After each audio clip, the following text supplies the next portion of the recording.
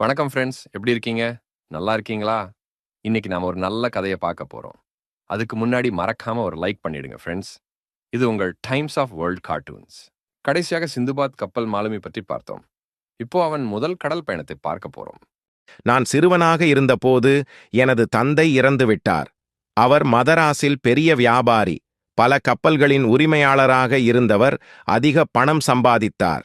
தந்தையார் விட்டுச் சென்ற செல்வத்தைக் கொண்டு நான் விருப்பம் போல செலவழித்தேன். மதராஸில் பல இளைஞர்கள் என் வீட்டுக்கு வந்து மகிழ்ந்து பொழுதைக் கழித்தனர். நானும் என் நண்பர்களும் நல்ல உணவு உண்டு, மது வகைகள் குடித்து மகிழ்ந்தோம். அழகான விலையுயர்ந்த ஆடைகள் உடுத்தி ஆடம்பர வாழ்க்கை வாழ்ந்தோம். 3 ஆண்டுகளுக்குள் எனது அனைத்து பணமும் கரைந்து போயிற்று. ஒரு நாள் என் நண்பர்களிடம், இப்பொழுது என்னிடம் ஒரு காசு கூட இல்லை. என் பணியாளர்களுக்கு சம்பளம் கொடுக்க பணம் இல்லை. எனவே அவர்களை நீக்க வேண்டும். நான் ஒரே ஓர் அறையில்தான் வாழ வேண்டும். இனி பெரிய விருந்துகளுக்கும் நடனங்களுக்கும் ஏற்பாடு செய்ய முடியாது. இப்பொழுது நான் ஏழையாகிவிட்டேன் என்று சொன்னேன்.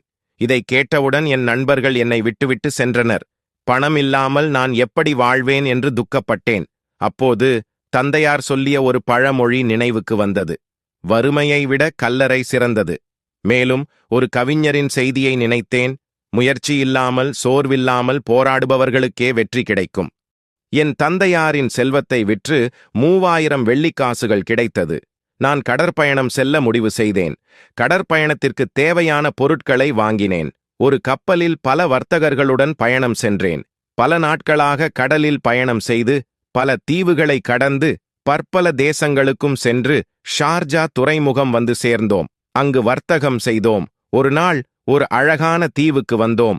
அங்கு மகிழ்ச்சியாக கடற்கரையில் விளையாடினோம். திடீரென்று தீவு அசைந்தது. அப்பொழுது கப்பல் தலைவன் எங்களுக்கு, நீங்கள் தீவின் மீது இல்லாமல் பெரிய திமிங்கிலத்தின் மீது இருக்கிறீர்கள், விரைவாக கப்பலுக்கு வருக என்று எச்சரித்தார்.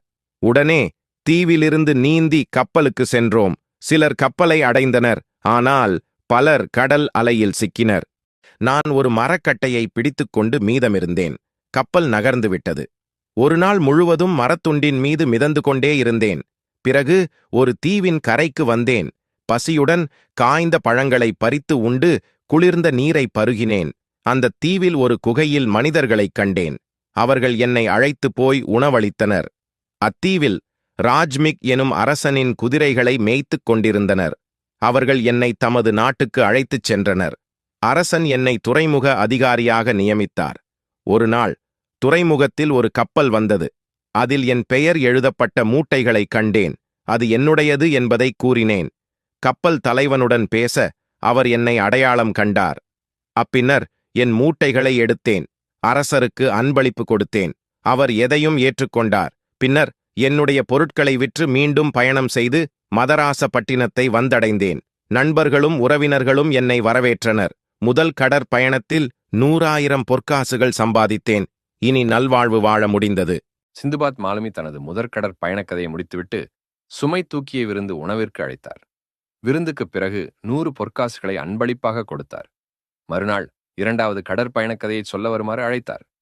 மூட்டை தூக்கி தமது சிறிய குடிலுக்குச் சென்று சிந்துபாத் மாலுமியைச் சந்தித்த விதத்தையும் விருந்துண்ட முறையையும் கதை கேட்டதையும் தன் மனைவி மக்களிடம் கூறி மகிழ்ந்தார்.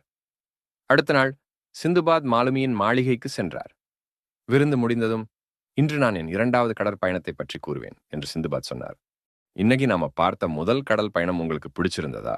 என்ன பிடிச்சிருந்ததுன்னு சொல்லுங்க. அப்படியே like, share, comment and subscribe பண்ணுங்க ஃப்ரெண்ட்ஸ்.